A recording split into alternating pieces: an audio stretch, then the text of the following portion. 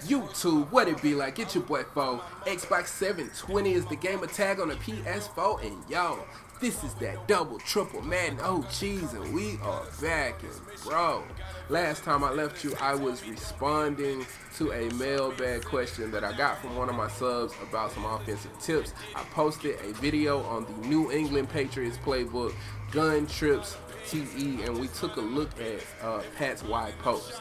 Now, this formation has all kinds of shit in it to attack your opponent, but today we are going to take a look at Pat's wide end. Now, as you know, I cover 4, cover 3, cover 2, and man-to-man coverage simply because if you know how to break down a cover 2 and cover 4, they ran a cover 6, one side's a cover 2, one side's a cover 4, hence cover 6. They run, I don't know, like a DB strike. That's a cover 2 shell. So, you know, you just need to know how to break the basic formation. And then it's about getting online and playing games and seeing what adjustments your opponent's going to make. I just recently played a game where I only used Pat's wide end and Pat's wide post the entire game. On defense, I only used 2 defensive plays. And the reason why I did that is one, I hadn't played in a long time. It's kind of like going in a hyperbolic time chamber and just like accelerating the process of me getting back into the groove because, hey, they knew what play I was going to run. They were making all kinds of adjustments. I couldn't just come out there and just run it stock. So I had to constantly make adjustments. And I didn't know what defense I was going to see. I didn't know what offense I was going to see. It was a really good game, man. It went to overtime, too. So, anyway, let's look at the routes, all right? You got Jeffrey on this post route, which this post route was money at the beginning of the year with 91 zone. As you can see, we do have Earl Thomas out there lurking, so I got to be careful because they can jump that route. Now, Aguilar on that wheel route is going to be something we can take advantage of. Really, the main center focus of this play is going to be the pressure that the circle route can put on the defense. And then we have another speed in by Ertz on the inside. So this play really destroys man, but it's going to really take care of a lot of zone woes that you may have as well. Now, by default, I like to set it up just by simply putting R1 on an option route. Now we're going to switch between R1 being on an option route and blocking depending on if we're seeing pressure or not. So you know it is what it is. But if I'm in a stock cover 4, we're going to take a look at R1 first. And boom, it's really simple. You just throw it right down, take the 5 yards. It's really, really easy. You know, sometimes he'll turn up and you may get more than 5 yards. We want to look to the left. And then we're going to also be able to throw this route. This speed out is going to get open a whole lot. People aren't going to really play it as much.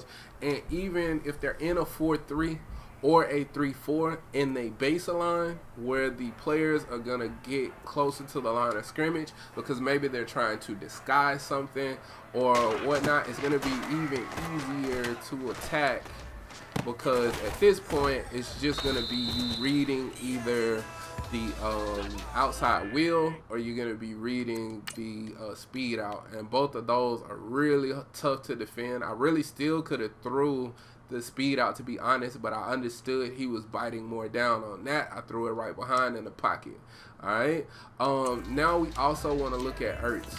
Okay, so let's go ahead and take a look at Ertz right here. I'm just going to let this play out. Because truth be told, as we got picked, I really just threw it, bro. I didn't have to do it. But I really just wanted to play out. And then, honestly, I was on Thomas, so I want to get out the way. Let me run it one more time, and then we'll show you. Because all we want to do is, just, as you can see, he's covered, right?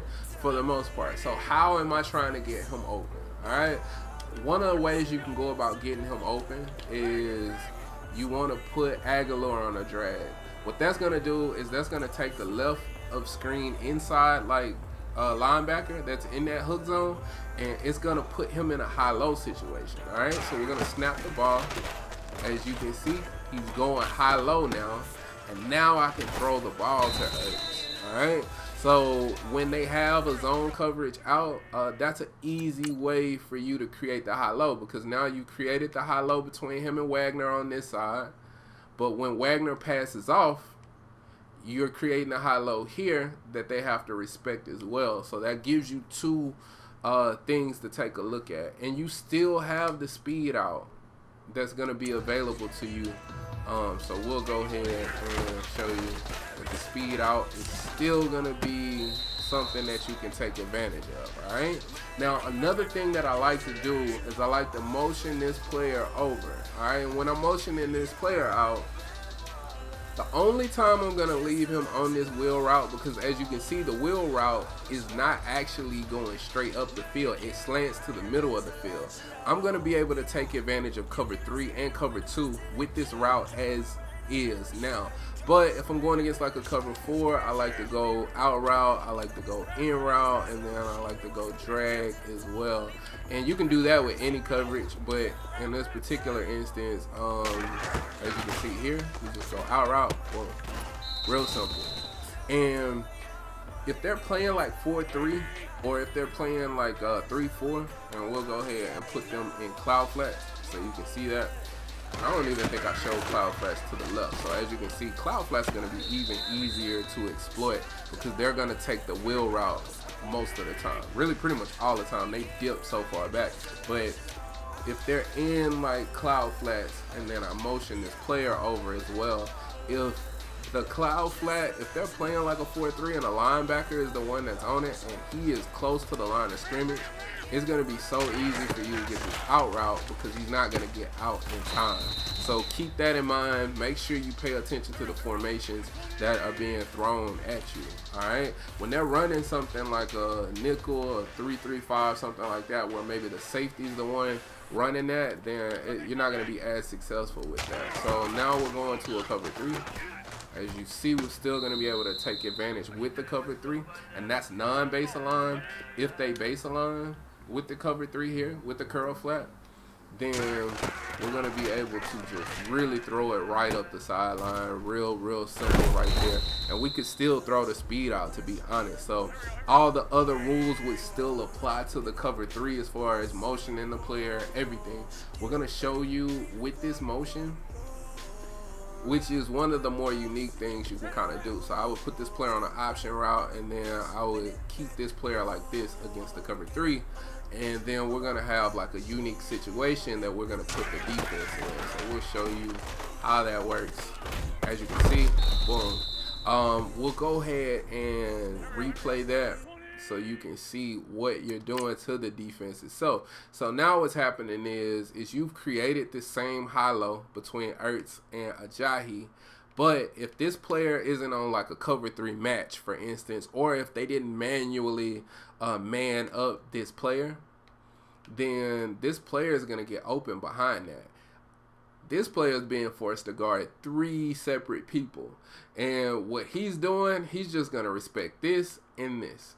So that means after he guards Ertz to an extent, he's gonna drop down, and then you just throw it right behind him, because this player is actually slanting up. He's not going straight up the field, he's going towards the middle of the field, in which case, boom, I can just flatten that out, make sure he has good catch in traffic, he'll hit the you'll hit the pass. That's a good way to attack. Now hold on, let me motion over this player real quick before I go to cover 2. I was about to go to cover 2, but give me 1 second, and we'll go cover 3. As you can see, now we got the safety that's playing over on this side, and see, I can tell. So I wouldn't play this out route. I would actually play him on a drag. That's what I would do. Now when you put him on a drag, you're still going to create that high-low with that left inside linebacker, or left of screen inside linebacker for Ertz if you want. So you're just changing the launch point of the drag. As opposed to it being on the left side, it's on the right side now. But be mindful of throwing like an out route. See? You'll be able to pick it off. I did that on purpose so that you'll see that you can't throw that route like that. So you'll more than likely want to put him on a drag or an in route or something. But as long as you don't give a tail by running something over and over and over and over again, it'll be much easier for you to make those plays. Alright, so let's go ahead and put it in a cover 2 real quick. And let's look at the speed out. So the speed out on this side, cover 2 is gonna get wide open. And that's every cover 2, bro. The only way it's not is if he plays hard flat. But if he plays hard flat for any reason, bro, you'll still be able to attack to the outside. So keep that in mind. That'll be something that this player try to run out and guard this player, but you'll still be able to attack them. What I really want to show when we're looking at a cover 2 is I would actually still set up the option route, and then I would motion this player over. So by me doing that, I'm able to attack a cover 2 the same way that I attacked the cover 3. And I'm going to show you.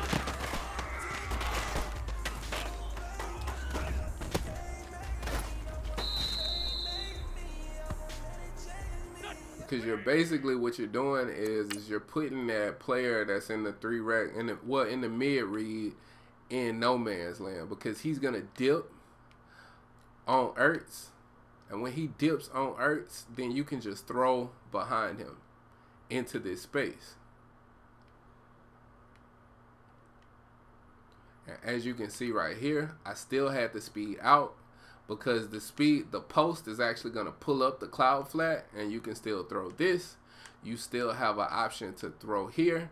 So attacking cover 2 is relatively easy with this play. It's just going to be really easy for you to attack a cover 2 because you got 3 players open in a cover 2. Now let's go ahead and look at man-to-man coverage, and then we'll finish out the video. We'll put more coverage on the field to kind of simulate like a user in the middle of the field. So we'll go to quarters. Now we got a 3 rack, and 3 racks are really good zones anyway.